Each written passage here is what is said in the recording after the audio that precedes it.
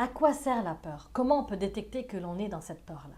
Alors, on va en parler aujourd'hui avec le livre de Laurence Roux-Fouillet, La sophrologie au féminin, qui m'a été offert par mon conjoint lorsque j'ai commencé en entrepreneuriat.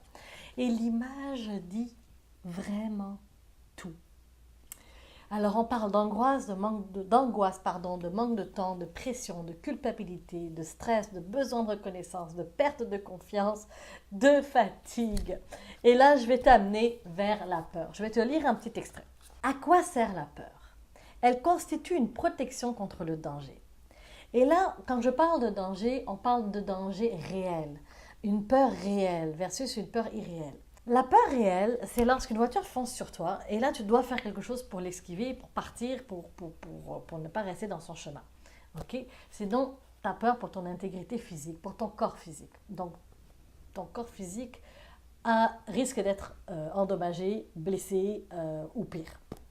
De l'autre côté, tu as la peur irréelle. La peur irréelle, c'est tu es au travail, on te donne un speech à faire devant 150 personnes et là, tu imagines ce que ça pourrait être. Tu t'imagines en train de manquer ton speech.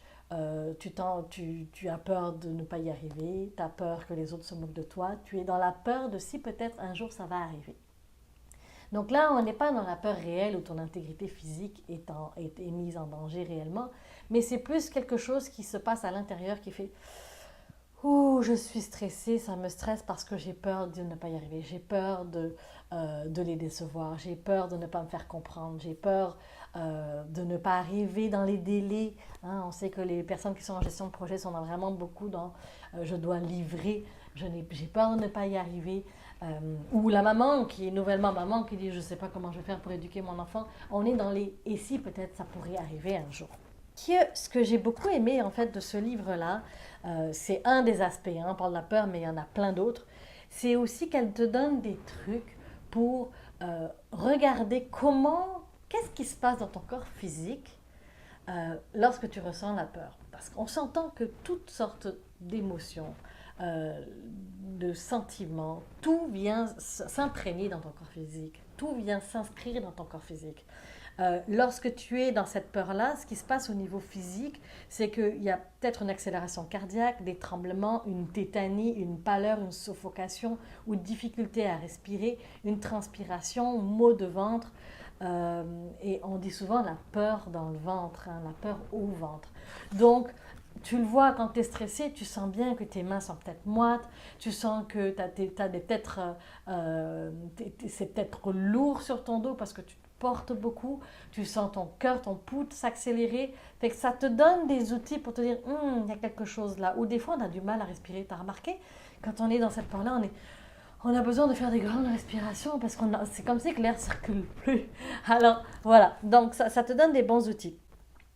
Alors, ce qui se passe à l'intérieur aussi de la peur, c'est aussi toutes les pensées connotées de jugement qui envisagent le futur sous un jour sombre. Ça ne va pas marcher, je n'y arriverai jamais, je ne suis pas à la hauteur, je ne le mérite pas, je vais me faire avoir, je vais échouer. Okay? Et en fait, ce qu'il faut savoir, c'est que ce discours-là interne te nuit énormément. Écoute, c'est pas un secret, ça te nuit. Maintenant, comment faire pour avancer malgré tout? Alors la première chose, c'est d'en être conscient. Tu le sais, hein, la première chose que je te donne dans toutes mes vidéos, c'est de devenir conscient.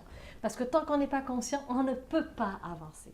Alors de juste regarder au quotidien, est-ce que je suis dans la peur? Est-ce que, j'ai peur de ne pas y arriver? Quel est le discours interne? Qu'est-ce qui se passe à l'intérieur?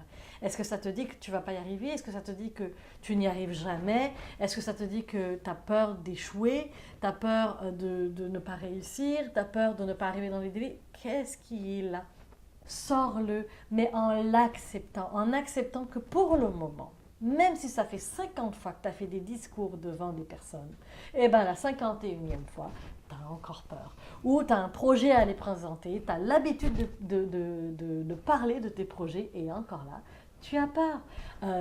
Écoute, j'ai donné un nouveau cours aujourd'hui, et j'ai dû m'observer aussi. C'était tout nouveau pour moi, et il a fallu que je prenne un temps de dire « Ah, ça a été un nouveau cours, hein.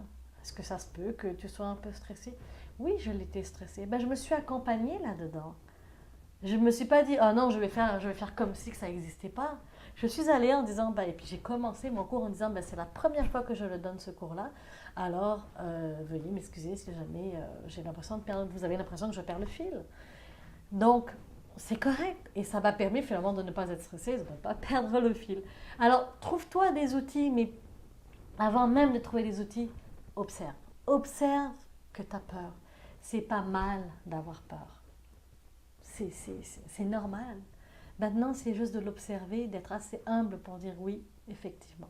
Alors, ton prochain exercice, c'est vraiment de m'écrire en bas, sous la vidéo, est-ce que tu as des peurs? Et si tu as des peurs, dans quel domaine? Est-ce que c'est plus au niveau professionnel? Est-ce que c'est plus au niveau personnel?